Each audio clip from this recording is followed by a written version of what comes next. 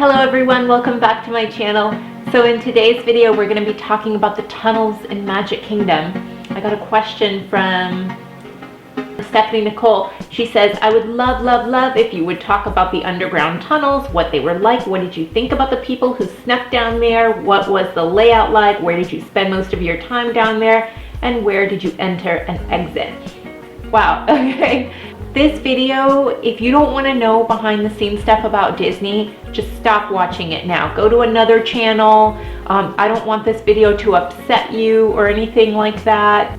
The last time I worked in Disney Entertainment was in October 2009, so I mean, we're talking years ago. I also want to mention that if you want to tour the underground tunnels at Disney World, you can. I don't remember the name of the tour. I think I'll put the name of the tour here on the screen.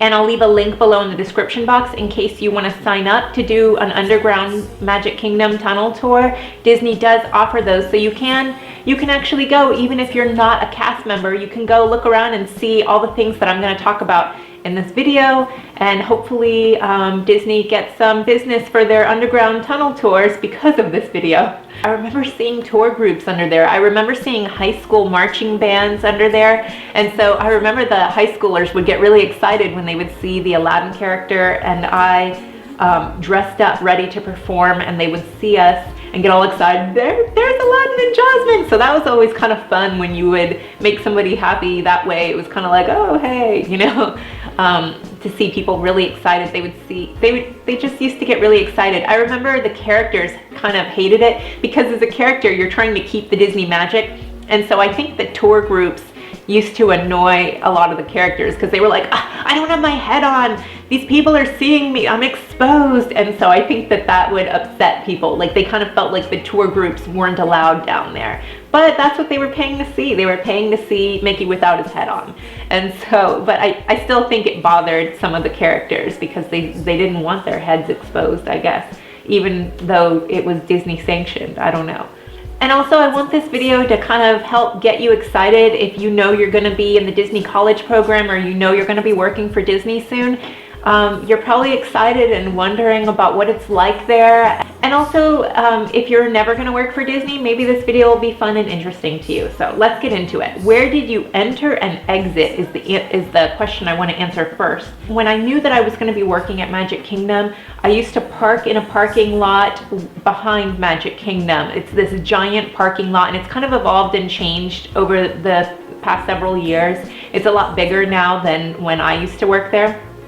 But you park your car, and then you've got security checking your ID to make sure you work there and checking your bag and stuff before you get onto a special cast member Disney bus. It's this special little cast member bus ride into the back of Magic Kingdom. And then there's a couple of bus stops there, like where Toontown is, and then finally at the final place behind Magic Kingdom. And oh, this is like bringing back so many memories. So the back of Magic Kingdom, where does that tunnel enter? Because see, Disney Magic Kingdom is actually on a second floor. The tunnel system is actually level 1. So when you walk into the tunnels underground in Magic Kingdom, you're actually just walking like regular. You're not like going down under the ground. You're just walking in to the tunnels. There's no going downstairs or anything like that. It's just walking into the back of Magic Kingdom. And then above, I don't know if it's still this way now, but when you're walking under the tunnels, I remember there was a cosmetology room up above, like where you would walk in, and there were like windows, and I don't know if it's still like that. I remember the staircase to go up there. And yeah, it's like a big bus stop area outside of the entrance to the tunnels. And and I'm trying to think where that is. I guess, would that be where Belle's World is now? I don't know, they've changed up the structure of Fantasyland, or is it right below where It's a Small World is? I'm not quite sure, you know, because you can't really see what's up there when you're going into the tunnels. Maybe you can now. I don't remember seeing anything when I would look up. Well, I don't know, I guess that's a good thing that I don't remember the exact look of things because it kind of helps keep the magic. But I want to say it's like behind where Belle's area is, like her house and everything, around there. So but when I used to walk in to the tunnels, right to the right, you've got the Aramark, I think that's the name of it. It's like a cafeteria type place, and you've got Subway in there. They serve hamburgers and all kinds of wonderful meals that tasted really good, and Princess Jasmine used to show her waist off back then. So I couldn't really indulge in all of the wonderful goodness that they had, or at least I didn't feel like I could, because I wanted my stomach to be as small as possible for when I used to take pictures with the guests. So it would smell all these wonderful smells. Maybe I would go in and get coffee or some kind of small granola bar or something, but I would just keep on walking. And as I would keep on walking down the tunnels, you've got like different messages on the sides of the walls, like things that would uplift a cast member, quotes on the walls is what I used to remember. I remember like kind of colors, like they would, I don't know, it's like a dark tunnel, almost like a subway type feel to it. There's a lot of noises. You've got like those little cars, working cars that I don't know how to explain them. Like not janitorial cars, but like little cars that will fit in a tunnel, like people driving, one man driving little cars. So once I would pass the cafeteria area, then there was like a little library area, a computer room. And since smartphones weren't around back then, you know, you used to have to go to that computer room / library in order to be on the internet. And so that's where I used to go if I wanted to play on the internet. I didn't do it right before work, but you know, on my lunch break or on a break or something, if I needed it, I would go there. And I loved that little area. You used to have to show your badge. They had like every Disney movie DVD possible. You could go check it out. And so, you know, if there was a Disney movie that I had never seen that I had always wanted to see, like especially like some of the more obscure films, that's where I would go, is into that little library. They have books, all kinds of books. It's a great resource. Even books on management, how to move up in the Disney World company and things like that. Just a lot of good learning to be done there. As you're walking down this hallway, and it's like a big underground area, like, you know, like I said, big enough for cars and people to walk through. Then it used to split off and diverge. You could go right or left. And so to go clock in, I used to go left. And to the left, that's where it would split off yet again. And you could go down this main tunnel that actually did slope down. And that tunnel would slope down underneath the castle, Cinderella's castle. And so I remember just the stairwell that was there. You know, there was an elevator that would go up the castle. So like if I knew that I was going to be working in Cinderella's castle, I would use that elevator to go straight up through the middle of the castle. So you knew when you were standing underneath the castle. And there was a costume room over there for fur characters. I don't know if it's still that way. No, in fact, they moved it towards the end of my time there. So if I would have chosen not to go underneath where the castle was, I would have kept going down a hallway that was continuing to go to my left. And that's where the makeup room for the princesses were. You could find that there. Cosmetology and also the princess wardrobe and prince wardrobe was that way, as well as fur character wardrobe. And also there was a huge break room in that direction where all the fur characters would hang out. There were more computers to check your schedule.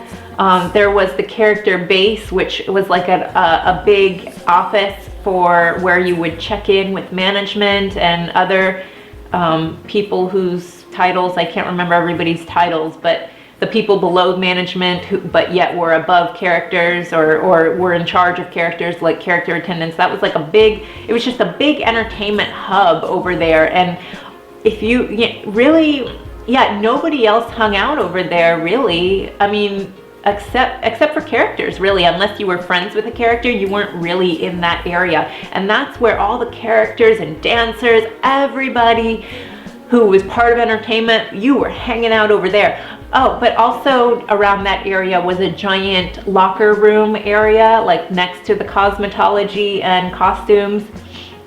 I seem to remember some character management offices as well, because I remember when I would need to go to ask for time off, there was some offices down there, and you had to get special permission, and it was like a big deal to ask for time off. That was huge, because you didn't always get what you wanted, you know. If your character, like, especially if you're Princess Jasmine and they don't have a ton of you, it's a big deal to go off somewhere, you know, who's going to replace you, you know. It just depended if they had a lot of your, whatever it was you were, if they were going to let you have time off or not, is kind of how I always felt. Yeah, and it was, you know, and then the tunnels would continue. They would stretch. Those tunnels stretched all the way to the front of the park, from the back of the park to the front of the park. And I honestly didn't really know my way around the tunnels all that much, except for the areas where I knew that I had to work.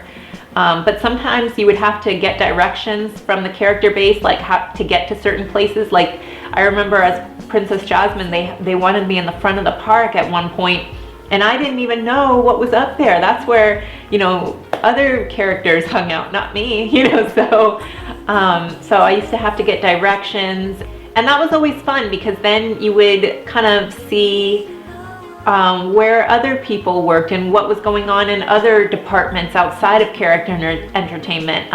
A lot of retail and merchandise positions were up front towards the front of the park. So when I used to go towards the front of the park in the tunnels, I would see more people who worked in retail dressed in their retail outfits. And the tunnels are great because it allows the fur characters to move around Magic Kingdom with their heads off, you know, and when they're on their breaks or just in between when they're running around, they can do it without being seen by guests. And that, you know, Mickey can pop up here and he can pop up there, you know, because he can go underneath the tunnels and be anywhere. You didn't have to go through all the park guests, you know, because sometimes in Magic Kingdom it's super busy, it's body to body. Could you imagine if cast members didn't have the tunnels underground? I don't know where they would go, like how would you move around? They're always running around, these cast members. And so the tunnels is like a way to move around without getting in the guest's way and without being more body to body than it already can be in the theme park up above. So, but as far as what they were like, I think I mentioned in one of my videos, like, is the Disney magic ruined for me? I talked a little bit about how the tunnels aren't always very pretty. They're not, they don't smell the best in certain parts, just because it's tunnels and there's like plumbing, a lot of plumbing is going on under those tunnels, and they can be noisy, like water and things, like just weird random noises that you don't know what the heck that noise was. And so I remember that it can be dingy and dark, not a whole lot of light, or not as much light as I would like. You know, there's no windows underneath there, so it's just not very pretty. Even though they do have the underground tunnel tours, they only take you through certain tunnels that are nice. Like they pretty up the tunnels where the tours are, but the more working tunnels where it's just work every day as usual, they're not as pretty as what the tour groups see. What do you think about the people who have snuck down there? If people had snuck down there, I wasn't aware of it, just because, you know, cast members, they would sometimes dress in their street clothes as it was, because you had a uniform that you were supposed to change into, and we had changing rooms and a whole locker room area. So we always had people with street clothes walking around in the tunnels anyway, and then you would just go and change into whatever costume or outfit Disney had for you. So if somebody had snuck down there, I wouldn't have known it, you know, especially if they're all happy and giddy. I mean, everybody who worked at Disney was happy and giddy at some point. So if you saw a happy, giddy face, they could have snuck down there and I would never have known. They never talked to me or said anything to me. So, you know, I don't know. If they snuck down there, they got away with it. And then you asked, where did you spend most of your time down there? I spent most of my time in cosmetology and at the character base, really. The character base, sometimes, like especially for Spectro Magic, You used to have to wait in a long line just to sign in and let them know that you were there. So, I mean, you were just surrounded by characters, you were chatting with characters, you were always trying to, at least me, I was always trying to exchange and get days off, especially when Disney had me working 60 hours a week. I was trying to give away as many shifts as I could.